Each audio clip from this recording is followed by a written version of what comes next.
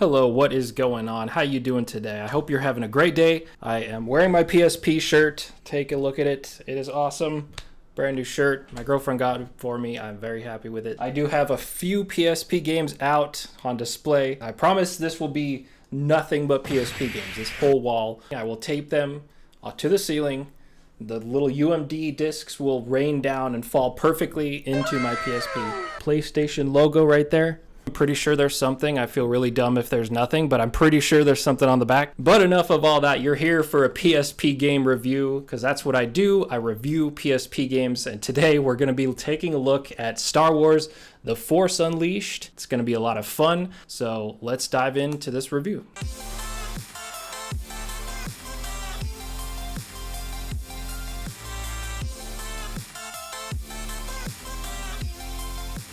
Star Wars The Force Unleashed was released in 2008 with a slew of different ports. For this review, I am looking specifically at the PSP version. I've been a fan of Star Wars since I was a very young child and very into episodes number 1 through 6. Anakin, my allegiance is to the Republic, to democracy. If you're not with me, then you're against me. Only a Sith deals in absolutes. What are you doing? Nothing. Stop filming. So it was very interesting to play a game that takes place between episodes 3 and 4. I'll be starting with the music and the sound. Classic. The music in this game is a 10 out of 10. I have no complaints whatsoever. Very good job bringing the intensity during battle sequences. There's music from the prequels and from the originals, so you can't go wrong.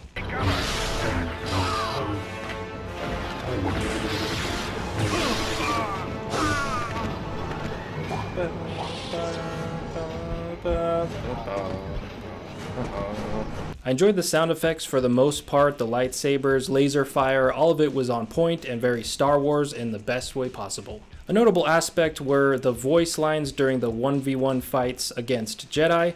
I thought they added a dynamic feel to the game, although sometimes the timing was a little bit off, but that's okay. Vader is the one I want, not you! I will not allow you to corrupt him further.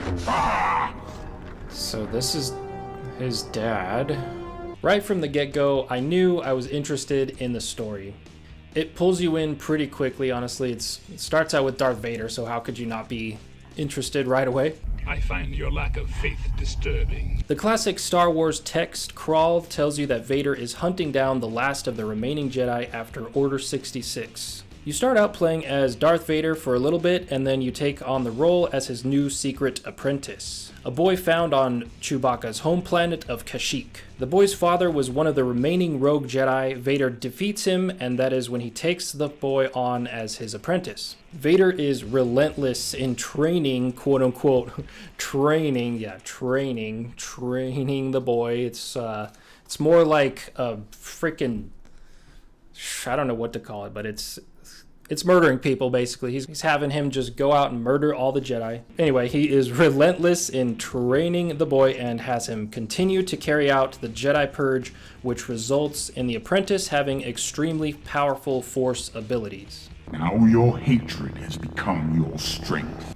The Force is strong in you, my boy, to be able to sense my thoughts. This game does a great job of creating an interesting story. It was far more cinematic than I was expecting. It also ties into episode 4 very nicely as well. My minor complaint is, why did Vader needlessly murder the stormtroopers and not give Starkiller security clearance in the Jedi Temple when it was under quarantine by Palpatine's orders? So basically in the beginning, when he takes on the boy, he just murders all these troopers, and I'm like, you could have just been like, hold your fire, I'm taking this boy, don't shoot him. But he like just slaughters all of them, so I just was like, okay, interesting. I mean, I guess they're trying to make Vader super dark in this one. Lord Vader!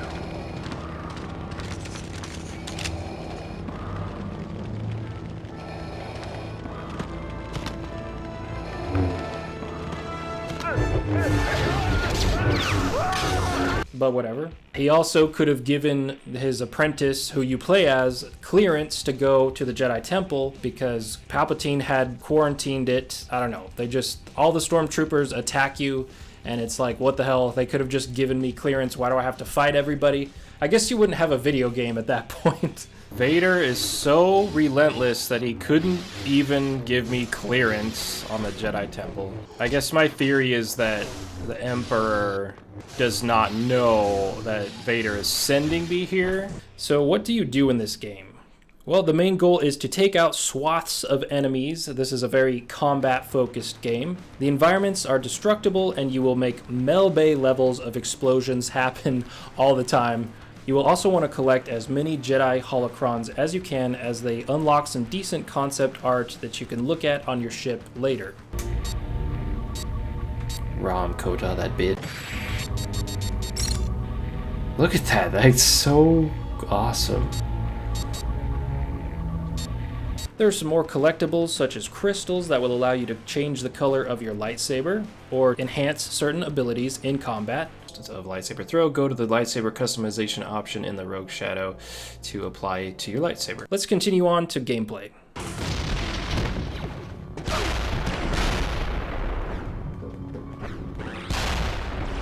Whoa, what's with all the thermal detonators? You start off playing as Darth Vader, who is preparing for a 4th of July barbecue of epic proportions. Bag up, Terry. Put it in reverse, Terry. Put it in reverse. Oh, Lord. By taking out hundreds of thousands of Wookiees to bring back to the Death Star for their rib meat. I'm sure the Emperor is waiting eagerly with a 36-pack of Miller Lite. He seems like a Miller guy. This segment is super easy and all the Wookiees die with one shot, I'm assuming because you're the all-powerful Darth Vader. Side note, I had never seen those long blades the Wookiees have, and they're pretty badass. I don't venture too far out of episodes 1 through 6, you know. I did watch the prequel trilogy and whatnot, but I'd never seen those blades those Wookiees have. Those are sick. So something interesting about specifically the PSP version of this game is that it offers 3 different single-player modes exclusively. Whoa! I've actually heard that the PSP version is superior in many ways, such as multiple multiplayer modes, the most content, and the aforementioned 3 single-player modes. So the first single-player mode is Order 66. You choose your character and fight off waves of enemies in an arena.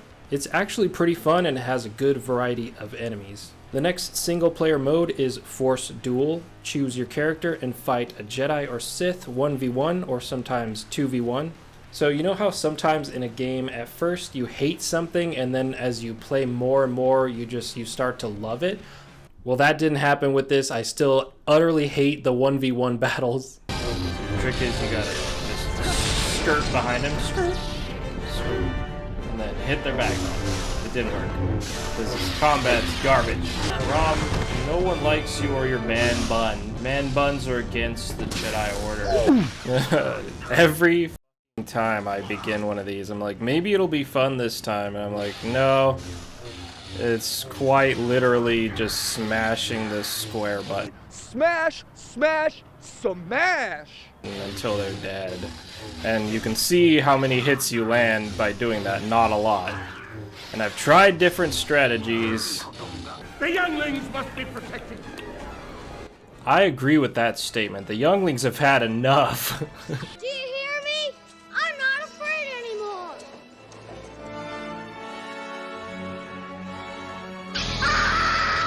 So it's kind of nice that they have these battles. I mean, granted, it's still a stupid 1v1, but it's cool. I appreciate the fact that they kind of made it a different perspective where the camera's kind of locked in to a certain view. Because it doesn't limit me too much. So what I'm saying is like, you just can't hit her, and then she does that. Here we go. The 1 versus 1, they just didn't do it for me. The cutscenes, the quick time events, however, great, fantastic. I still love quick time events. I think they should bring those back. Smash, smash, smash. Smash, smash, smash! And the third single-player mode is called Historic Mission. This mode has a preset character for you to fight in a lore-accurate battle. It's pretty cool. I actually really liked the Mace Windu one in particular. It's a good mode, and by the way, all these modes offer unlockable content as you play through them, which is pretty cool. At first, I had kind of mixed feelings about the darker feel of this game. Since you're taking out Jedi and trying to rule the galaxy with Vader, I kind of felt bad, especially destroying the Jedi Temple. All the secrets of the Jedi exist on these servers or some shit. Unfortunately, they've been destroyed. A lot of them, like this one, is done. Whatever was on that shit ain't coming back. I mean, it's literally electrocuting me. I'm trying to get that holocron! This keeps zapping me. So I think it actually did a really good job of making it clear. You are evil. You're the bad guy. But as you play and as the story progresses, your actions start to actually hurt the Empire. And you start to feel better about yourself. I did think it was pretty hilarious that you can break off the poles of the dancers at the strip club and hurl them at enemies in combat. I'll take that. Chuck it at the guy. It doesn't affect her though, she's still dancing. At one point you actually travel back to the Jedi Temple because something is drawing you there. And you hear this eerie, ethereal voice, and it actually added a layer of immersion I wasn't expecting from this game.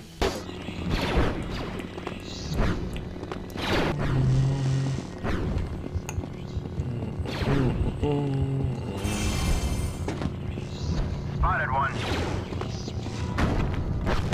The Bull Rancor was badass, an even spikier version of a Rancor. Maris Brood must be an avid Rancor training enthusiast because every time I ran into her, she had a new Rancor ready to attack me.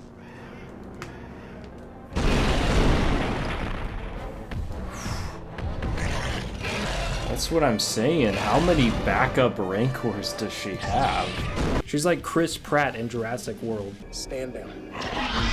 Back up. Okay, close the gate. Are you crazy? Hey, just trust me. Close the gate! If it were me, I would just throw some Miller Lite in the Rancor pit to attract Palpatine, and boom, there we go. Problem solved. Just put it right in the center. All the Rancors would take care of him. That's essentially the plot of the game. You're trying to recruit enemies of the Empire, the Emperor Palpatine, to fight against him. And there's a couple plot twists, but I don't want to spoil anything. I do really love the scenes where Starkiller, that is who you play as, the secret apprentice, Darth Vader's secret apprentice, that is. So he takes down an entire Star Destroyer using the Force and crumples up an AT-ST. These scenes really showcased how powerful he has gotten after all the relentless training Vader put him through. It doesn't matter what you do for Vader, he is the most crushing boss I've ever had. He's the most soul-sucking boss I've ever had. I was impressed with how many locations are in the game, and they were pretty expansive as well. That's kind of something I always pay attention to when I play these PSP games, like how expansive are they, right? Because typically they're not very expansive, but this one in particular, very expansive. You can actually explore. I mean, it's not like open world or something. This is like 2009 on a PSP game, but it has a very, so many different planets to visit. It has a lot of places to explore. So very good, good on them. They did a great job. Throwing enemies off the platforms in Cloud City is insanely fun. It immediately reminded me of using the zero gravity gun in Half-Life. So good. Here's the spot I'm thinking of. Yahee! So satisfying. Goodbye. Another fun thing to do in the game is use the Force to control turrets that will hover behind you and blast away enemies. Yeah. It's interesting that there are two endings in the game as well. Depending on who you choose to attack at the end, it'll actually trigger two different endings, so I thought that was really cool. Later on, when you are on Raxus Prime, there is lava flowing through parts of the level. I found it funny that walking through it does next to no damage and just makes little noises. Like, I was like, oh shit, there's massive lava. And like, look, you can just like, la la la la. You can pretty much chill. It barely saps your health. I'm used to like Death Jr. or Mario 64 where it actually functions as lava. And it is pretty great when you throw droids and they just explode on impact. Even the little gonk droids, or the, whatever these, mouse droids. Boom! Nope, still haven't done it right. There we go. Boom! One of the senators you are trying to track down in the mutiny against the Emperor is kidnapped by a Gungan named Cleef. And I just have 2 questions about this guy. How does his metal blade block my lightsaber? See, like, why is it making clanging noises? Like, my lightsaber should just chop through that sword like butter. And what the f happened to his eye? His eye is just completely gone. What happened to this guy? The camera controls are a little frustrating, as a lot of PSP games are, but it wasn't really bad. It was still, it didn't ruin the game or anything. Felucian Warriors. The graphics were better than I thought they would be when I fired it up. I did play this with the PPSS-PP emulator, which allows you to up the resolution and frame rate, which made a huge difference. As much as I didn't enjoy the 1v1 fights, the sparks that fly look amazing. Lightsabers look really good. I liked how the TIE fighters looked. I also love how you can like throw the wings of the TIE fighters a lot in this game. There are some very cool skins you get for Star Killer, and there's a good amount of them. Overall, I think this game looks very good. The complaint here is that the character models are bad when they are speaking. It's very mannequin-like, and they can be kind of immersion breaking and a little uncanny valley. Also, why do the TIE fighters look good but your ship looks like ass? Oh look, another explosion comes running. How did you survive that, bro? I think this is the type of game that you can start up, destroy everything in sight, throw your lightsaber at things, electrocute everyone, and live out a fantasy of being an all-powerful Sith Lord.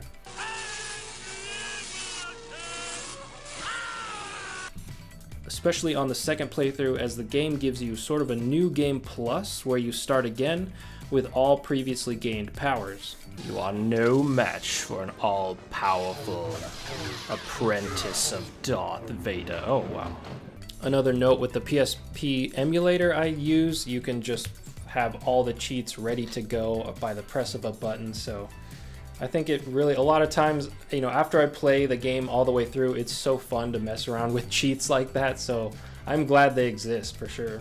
On the other hand, I don't see myself wanting to come back to play very frequently. I could see myself maybe coming back to this game several years from now to experience again, but I don't think the gameplay loop really calls to me after beating the game.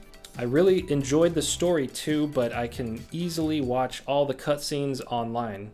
Overall, it has a pretty low replayability in my opinion, and I'm more eager to play the second game now.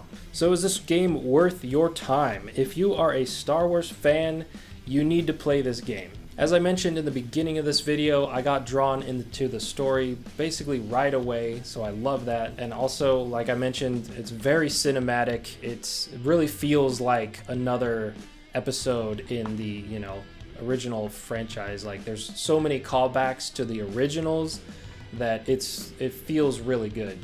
I can't believe I've waited this long to play it. I always wondered who the main guy was in this game. I had no idea it was actually Darth Vader's secret apprentice, so I think that's really cool. And I'm really looking forward to playing the second game, as I mentioned, now that I've beaten the first one. If you enjoyed the review, drop a like, subscribe to my channel. I'm working really hard on PSP videos. I had a ton of fun reviewing this game. It was a really fun one to review. Definitely would recommend. And if you want to see any of my other PSP game reviews, definitely check out the playlist. I've got a playlist. It's probably on the screen coming up soon. So just click on that, go check out my other reviews and other videos. I will see you in the next video. Bye.